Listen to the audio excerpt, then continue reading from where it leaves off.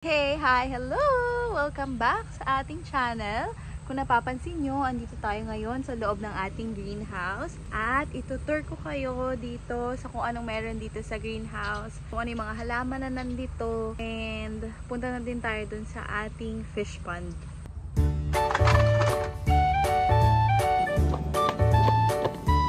Paparamdam ng... Ayan.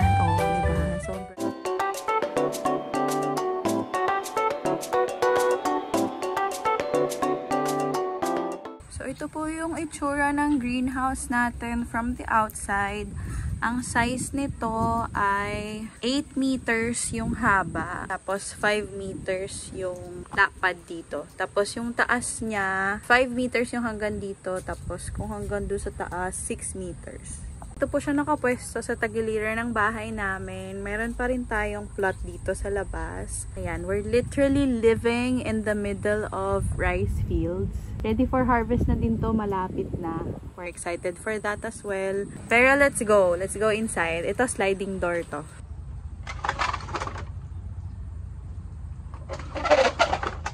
So, ang ating greenhouse ay mostly gawa sa kawayan, palitong pinto, itong mga halige.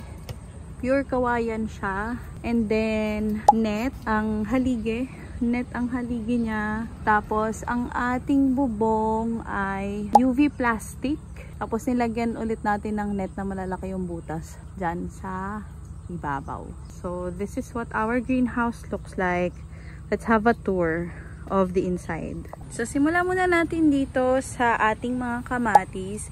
We have a total of 11 na kamatis ang nandito sa loob ng ating greenhouse. Kasing height ko to, guys. Halos kasing tangkad ko, papakita ko sa inyo. Ayan, tingnan nyo.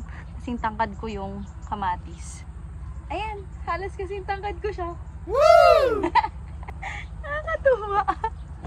So again, dito sa first plot ay ang ating mga kamatis. So makikita nyo tong kamatis, may mga bulaklak na, mayroon na ding bunga. Wow! So excited na tayong ma-harvest yan. Ayan, ito medyo ang laki nito. Wow! So ayan, dito ay puro kamatis hanggang dito sa dulo. Nilagyan na namin ng balag. Ito mga tali ay yung mga balag to keep them from laying on the ground kasi sobrang bigat niya. Malambot lang kasi itong mismong trunk or stem nila. So bumibigay talaga siya. So kailangan niya ng balag para tumayo sila. Ito may kamatis pa rin dito. And then dito sa parte dito, wait, may nakatago ditong rose, guys. Asa na ba yun? Ayan. Ayan. Diba? Sumisibol na yung rose ko. Fun fact, dun sa rose na yon, actually binigay nung husband ko sa akin nung nagbakasyon or nung pumasyal kami sa Lukban. Then, sabi ko, try ko nga itusok yung stem ng rose. Tapos nagwalat kami na sumibol siya. Eh, nung nilagay ko dito, di ko na naplano na. Akala ko kasi hindi siya mabubuhay. Trinay ko lang naman. Pero ayun, nagsibol siya. So, magkakaroon dito ng rose pagka-harvest nito mga gulay dito. Yan. So, ito naman yung mga labanos natin. Ang lalaki na ng dahon nito. May nagpaparamdam ng ayan kita na. Konti na lang i-harvest na to. So, to puro labanos to. Tapos, dito naman is carrots tong nandito sa side na to. Dinadamo na nga. Makapagbunot na ng damo. Kailangan ng bunutin to mga to. Kasi maagawan yung carrots.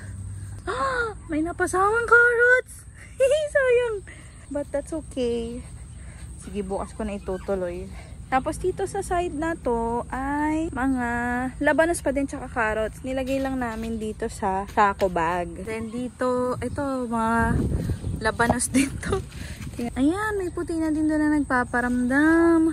Konting-konti na lang i-harvest na itong mga to. May mga carrots din dito, hindi ko na nailipat. Tingnan natin kung anong kalalabasan nitong siniksik na carrots. Over here ay ang ating hydroponic set. Ayan, so let's go naman doon sa ating fish pond. It's on the other side of the house. Kumuha na rin tayo ng tubig na pang dilig doon sa ating halaman kanina.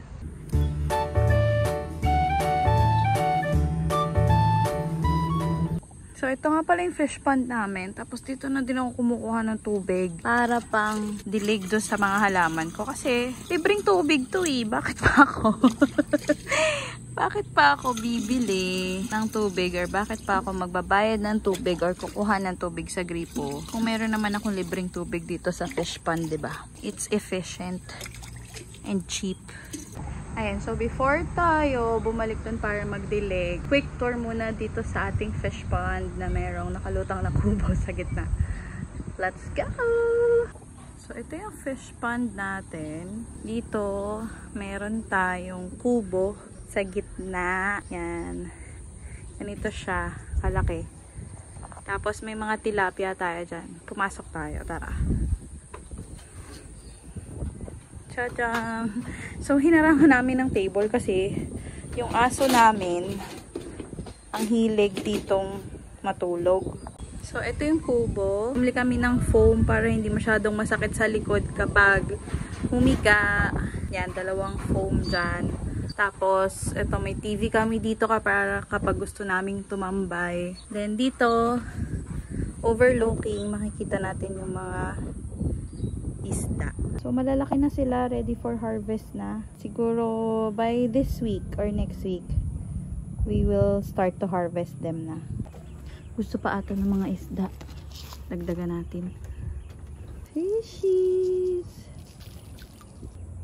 Yun! Ito yung kubo namin. I'll make more vlogs about this in the coming weeks. But this is just like an overview kung anong itsura nito. I'll discuss more about it sa mga ibang videos. Let's get back to the greenhouse na tatapusin pa natin yung ating pagdidilig.